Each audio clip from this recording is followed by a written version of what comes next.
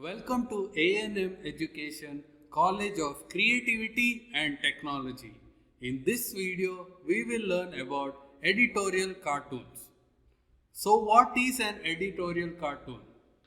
An editorial cartoon, also known as political cartoon, is an illustration containing a commentary that usually relates to current events or personalities. An artist who draws such images is known as an editorial cartoonist.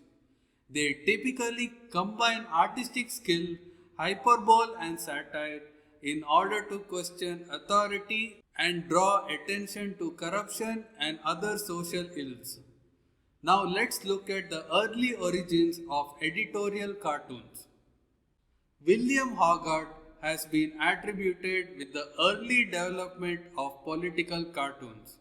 His pictures combine social criticism with a strong moralizing element and targeted the corruption of early 18th century British politics. An early satirical work was an emblematical print on the South Sea scheme about the disastrous stock market crash of 1720 known as the South Sea Bubble, in which many English people lost a great deal of money. His art often had a strong moralizing element to it, such as in his masterpiece of 1719, A Rake's Progress. It consisted of 8 pictures that depicted the reckless life of Tom Rackwell, the son of a rich merchant. However, his works was only tangentially politicized and was primarily regarded on its artistic merits. George Townshend, first Marquess Townshend, produced some of the first political cartoons and caricatures in the 1750s. He would circulate his ridiculing caricatures of his commanders James Wolfe among the troops. The medium began to develop in England in the latter part of the 18th century, especially around the time of the French Revolution, under the direction of its great exponents James Gillray and Thomas Rowlandson. Gillray explored the use of the medium for lampooning and caricature and has been referred to as the father of political cartoon.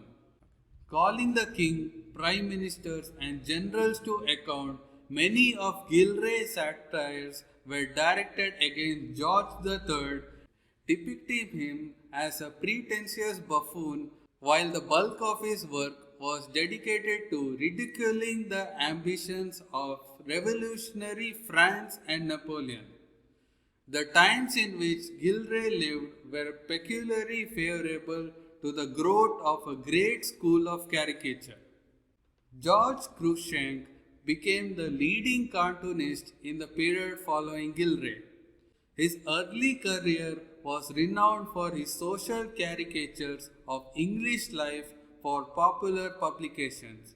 He gained notoriety with his political prints that attacked the royal family and leading politicians and was bribed in 1820 not to caricature His Majesty George IV in any immoral situation. The number of humorous magazines were started in France and Britain. The most famous periodical was Punch, founded in 1841 by journalist Henry Mayhew and engraver Ebenezer Landels. This weekly publication was renowned for its wit and inversions. In 1843, the magazine introduced the term cartoon, which referred to comic drawings.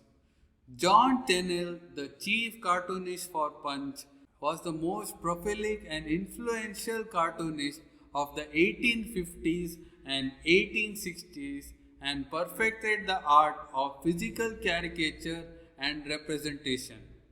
The magazine loyally captured the general public mood in 1857 following the Indian Rebellion and the public outrage that followed. Punch published vengeful illustration such as Tennille's Justice and the British Lion's Vengeance on the Bengal tiger.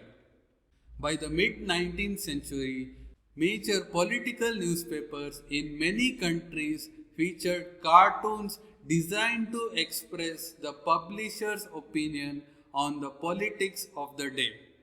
One of the most successful was Thomas Nast in New York City, who imported realistic German drawing techniques to major political issues in the era of the Civil War and Reconstruction. Nast was most famous for his editorial cartoons drawing attention to the criminal activities of William Marcy the Boss, Tweed's political machine in New York City. Eventually, Tweed was forced to leave the country to avoid prosecution. Nast was also responsible for the association the donkey and the elephant as symbols for the Democratic and Republican parties. As a political cartoonist, Thomas Nast wielded more influence than any other artist of the 19th century. He not only enthralled a vast audience with boldness and wit, but swayed it time and again to his personal position on the strength of his visual imagination. Notable editorial cartoons include Benjamin Franklin's Join or Die in 1754 on the need for unity in the American colonies. The Thinkers Club, a response to the surveillance and censorship of universities in Germany under the Carlsbad Decrees, and E.H. Shepard's The Goose Step on the realignment of Germany under Hitler. The Goose Step is one of a number of notable cartoons first published in the British Punch magazine. Now, let's look at an editorial cartoon in modern times. Political cartoons can usually be found on the editorial page of many newspapers, although a few are sometimes placed on a regular comic strip page. Most cartoonists use visual metaphors and caricatures to address complicated political situations and thus sums up a current event with a humorous or emotional picture. In modern political cartooning, two styles have begun to emerge.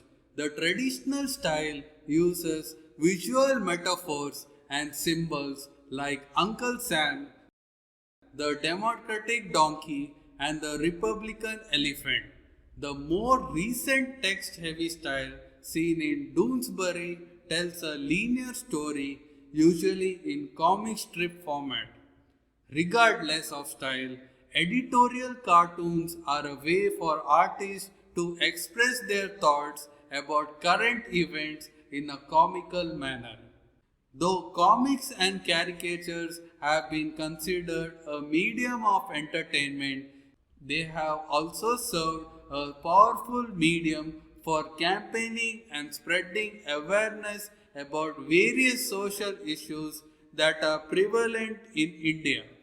In a true sense, cartoon is a social mirror reflecting the drawbacks of the society in a humorous and acceptable manner without hurting the emotion of any person.